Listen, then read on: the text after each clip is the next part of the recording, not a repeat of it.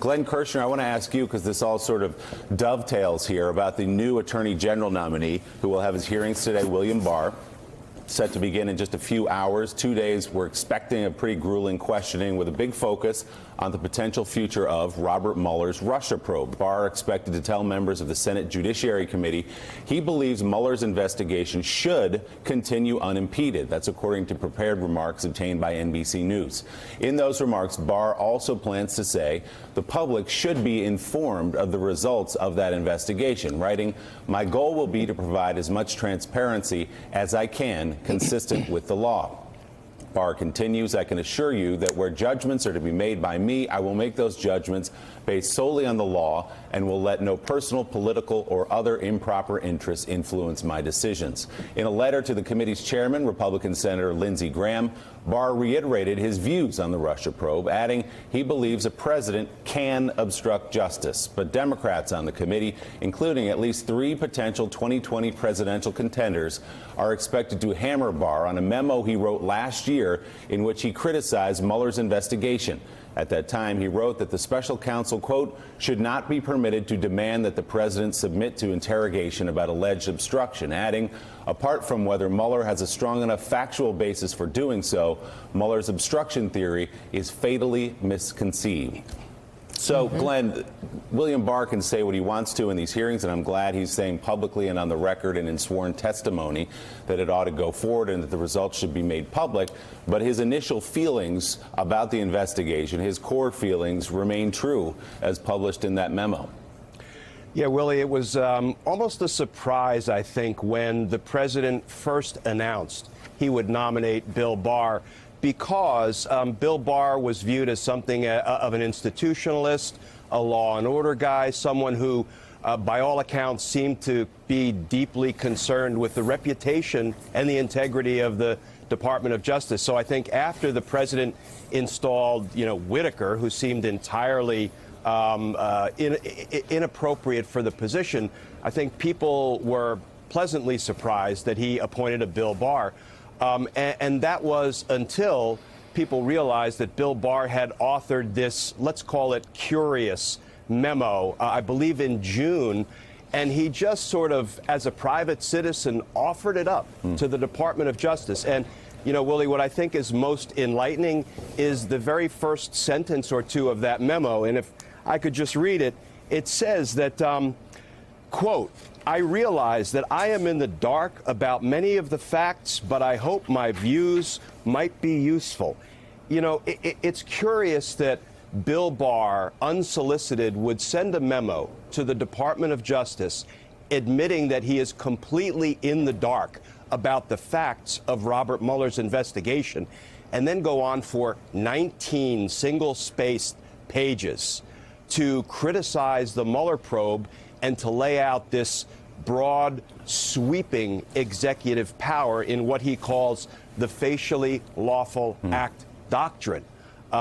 Basically, he took the position that if the president does something that is authorized by the Constitution, i.e., hire or fire a cabinet secretary or a director of the FBI, it is necessarily a lawful act and it should not be investigated.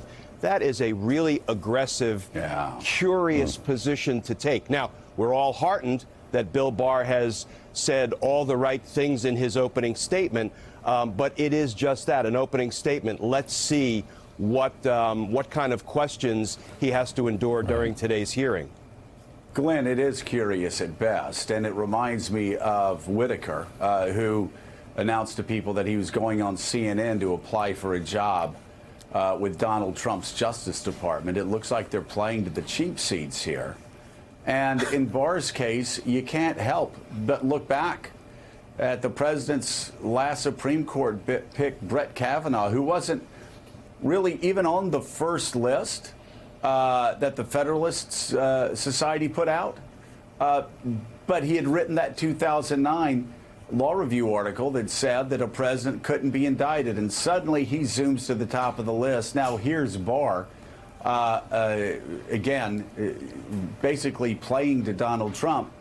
And out of nowhere, this Bushy, this establishment figure, this supposed law and order guy suddenly zooms to the front of the list when it just doesn't seem to make sense.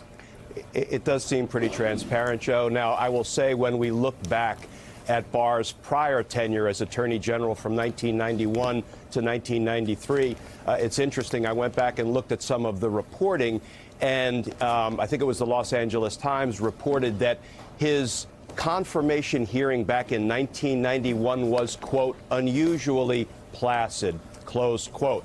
I suspect that this confirmation hearing will be anything but unusually placid, but it does seem pretty transparent, just as the president. Go ahead. So, but Glenn, let's ask though. Okay, so let's say he lets this go all the way to the end. How could Attorney General Barr undercut Robert Mueller's investigation, even if he lets it conclude? I mean, could he not decide that he's going to just hold all the findings and not release it, not allow it to go public? Are there other things he could do to actually undermine Robert Mueller's work? There are things he can do, because if Robert Mueller wants to take a specific step in the investigation, for example, let's just say hypothetically he seeks approval to return an indictment against Roger Stone as one of the co-conspirators in the whole WikiLeaks debacle.